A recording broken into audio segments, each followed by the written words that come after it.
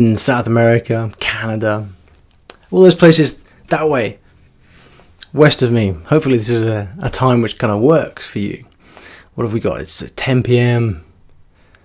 here, which means what, 5 p.m. in New York? It's the early afternoon in LA. And here I am, after a few glasses of wine, Saturday night. I'm live streaming. You know, what can I say? Right. Okay, let me figure out what I'm doing here.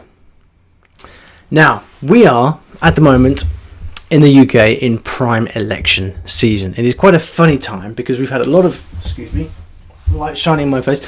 We've had 3 elections in the last 4 years. We had 2015, 2017, 2019 now. We've got an election coming up in about 2 weeks from now. It's super quick, and everyone is sick to death of these damn elections because, you know, it's just like one thing after. It's like Groundhog Day over and over again.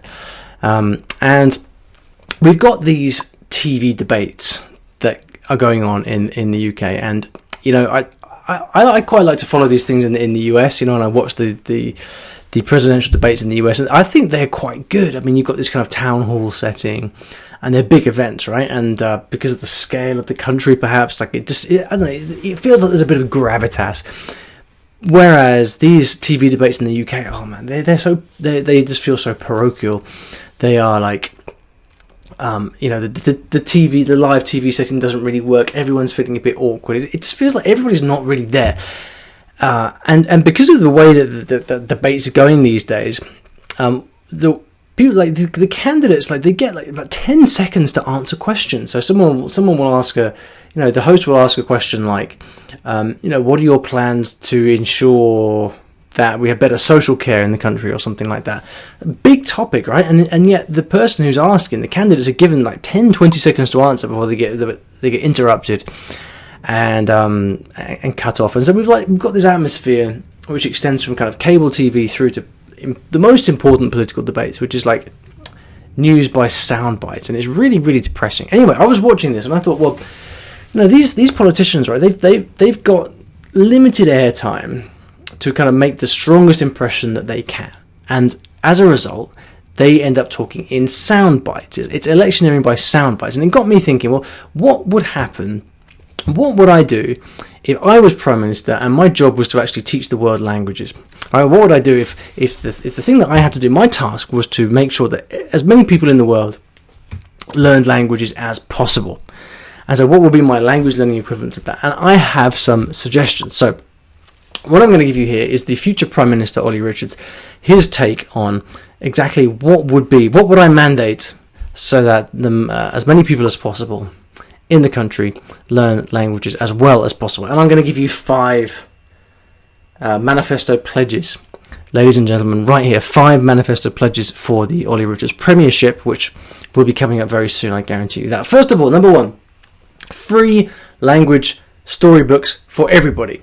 Now, why is this number 1? Well, because if you're learning a foreign language and all you did was simply start to read for 30 minutes every day, then in the next 90 days, in the next 3 months, your language skills will be unrecognizable. So I would mandate that every person in the country has access to free books, stories in foreign languages. That's number 1. Number 2, I would force publishers, on pain of forced bankruptcy, to provide audio with every single language book, because if reading is the single most powerful thing that you can do, then the second most powerful thing you can do is actually listen to the audio of the thing that you are reading, because then what happens is the stuff that you see, you don't have to see it through your eyes, you hear it through your ears, and everything just becomes so much more powerful, right? So that is the second thing. I would mandate that all publishers, whatever they publish, they have to release the audio of the stuff that they publish. You'd think it was obvious, right? But it doesn't happen. And if they didn't do it, I would make them illegal or something like that. Number 3, language learning apps would all be banned. Now, I got into trouble with this way of thinking a few years ago when someone in an audience for a talk I was giving pointed out that it was a generational problem, and actually I was actually a little bit old. I didn't really understand how young people these days use apps, but this is a topic for another live stream. it remains. Point number 3 of my manifesto, pledge number 3, is that language learning apps would be banned, because it is the case that despite a few notable exceptions of really good language learning apps, the vast majority, 99% plus, are a colossal waste of time. And it makes you think that, just because you're doing something on your phone, that it must be good, it must be modern. Not the case, unfortunately. So I ban the whole lot of them and send people back to the Dark Ages, because the Dark Ages is where languages are learned best.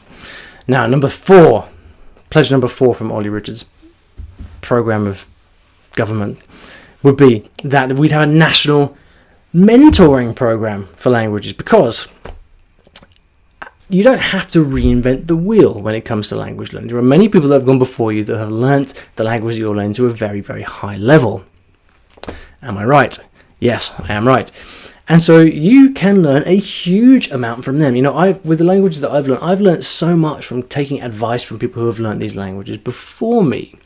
And so I would establish a national mentoring program so that you can get linked up with somebody who can help advise you, someone who's learned that language already and can tell you what to do, and help you learn faster. And then the 5th thing, which is going to be the most popular thing of all, I'm sure, is that every company employee, I would do it for every single person in the country, but it might be hard to enforce. Every single company employee would be forced to learn languages for the first 30 minutes of work. Now, how about that? Wouldn't you like that? Wouldn't that be an election-winning pledge? When you go to work in the morning, for the first 30 minutes, what you're forced to do is to learn languages. And the reason is that consistency is number 1. Doesn't matter if you do 5 hours at the weekend. The name of the game when it comes to language learning, where the game is played, is in the consistency. And so every single day for 30 minutes, I would mandate that people do that. And if that happened, so we've got people reading every day, we've got people listening to the stuff that they're reading every day, we've got a exodus of apps that are distracting people, we've got helpful mentors for people to learn from, and we've got every single workday beginning with 30 minutes of study. So we're doing all of this stuff every day. What can I say, my friend? We would have a revolution of language learning here in this country, and that would be my 5 pledges for my candidacy for premiership of the country if I was tasked with making sure that everybody learned languages. It would do it. I absolutely guarantee you that would revolutionize our language learning here and across the world. But unfortunately, I don't think it's going to happen. It's one of those things. Politicians have got other priorities. Who would have thought? Anyway, in celebration of this, what I thought I would do to celebrate our local, well, they're not really local, to celebrate our national elections here in the UK, I have decided to put on a massive Black Friday sale of my courses, because my courses, they're not for everybody. But my courses are based on the method that I would use if I were learning my languages from the beginning.